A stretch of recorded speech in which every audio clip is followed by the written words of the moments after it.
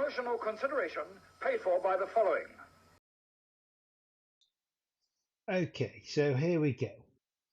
Welcome to Quick Shot Reviews, the dedicated movie channel for Cheap Shot Entertainment. And this week's movie is The Nun 2, a film by Michael Chavez and starring Tessa Farmiga. I had to read that because I don't really know how to say it. Jonas Blakey and Storm Reed is also in this film as well. Um, and yeah, a lot of the same people returning. Got Bonnie Aarons playing the demon nun as well, which it's can't see any other person playing the nun, to be honest. But yeah, I mean, although it is the title role, don't get to see them very often. However, this one does something slightly different, which I'll go into in the main part of the podcast. And we hope that you will join us there after clicking like and subscribe, and joining us on social media, Instagram, Twitter, and Facebook, or rather, should I say, X. Expecting like Exhibit to sort of roll up in a new car and saying, "I'm coming to pimp your ride," whenever I say that. Anyway, what did I think of The Nun? Well, you're just going to have to join us to find out after our introduction.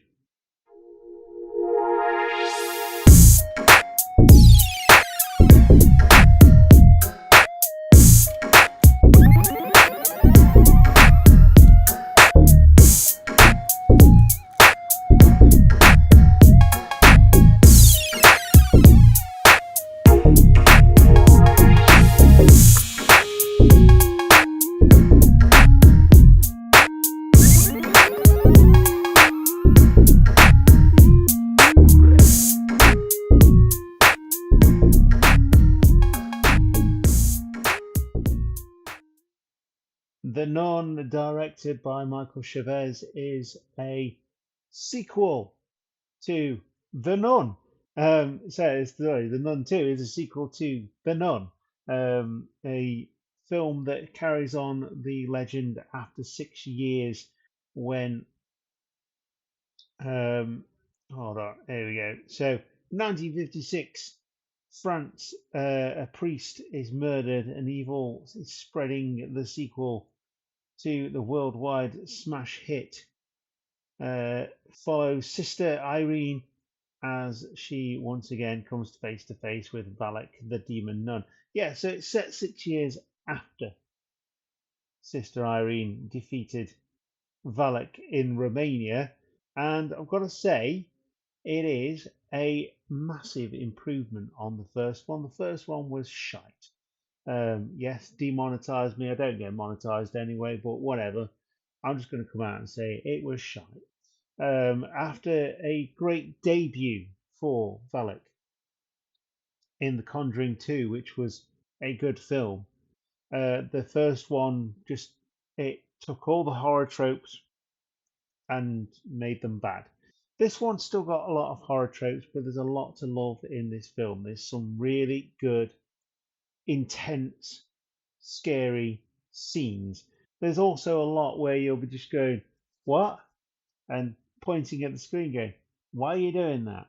But I'm a lover of horror movies. I love this time of year, and this film was pleasantly surprised. It's not going to break any records. It's not going to bring home any awards for being the best picture of 2003, but there's a lot to love.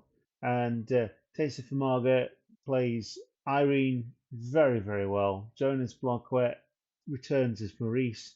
Storm Reed is introduced as Sister Deborah, a nun who is questioning her faith, her belief in God and Jesus.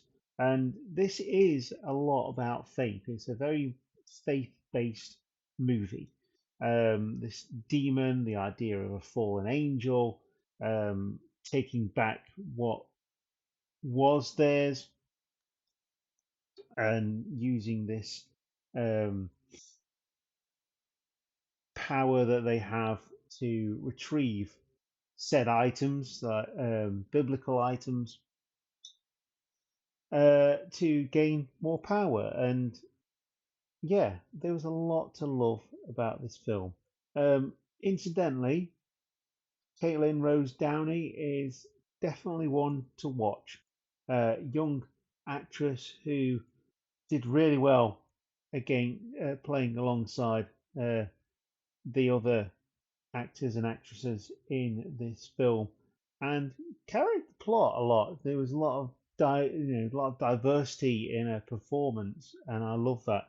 The musical score is brilliant. There's a lot of silence, which I loved, and there's one particular scene with a magazine rack, which I thought was absolutely brilliant. It really took it back to the original Conjuring with that particular scene. Great scene it was to really enjoyed that one. Um, so with a there's a lot of horror films that don't really stick an ending. The crescendo is pretty good actually in this film, and it does feel like the story is continued really well in terms of the backstory of the Conjuring. Obviously, Valak being the sort of start of the Conjuring universe, the earliest version of things to come.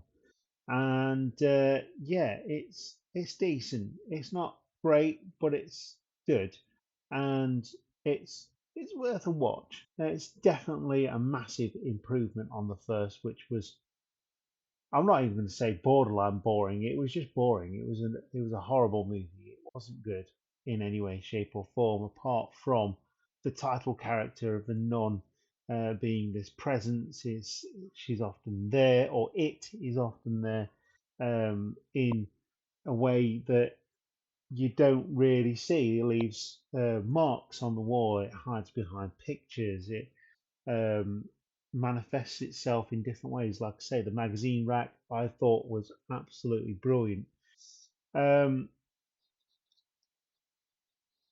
and yeah, this the idea of this demon nun. It's there to challenge your fate. You're seeing something that is dressed like someone who has given themselves to their faith wholly and completely by swearing allegiance, and then you're seeing it as a demon, a bad thing that kills and sets things on fire, which um, is an interesting way of dealing with things. But obviously, the fire is the pits of hell, and that's a representation of that in my interpretation of it.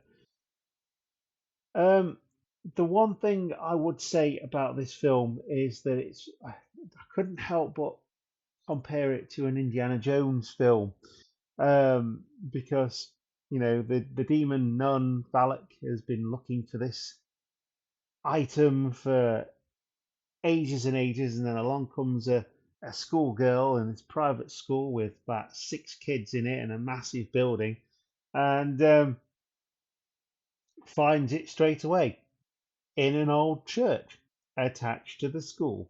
Um, yeah, it's a bit hokey in that respect, but eh, you know, I like Indiana Jones. I like horror movies. Why not put them together? This is, yeah, it's an okay film.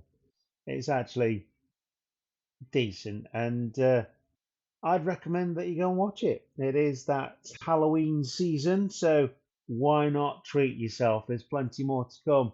There's Saw X, there's the new Exorcist movie, and quite a few others coming out to support the lineup during September and October. So it's well worth a go, this one.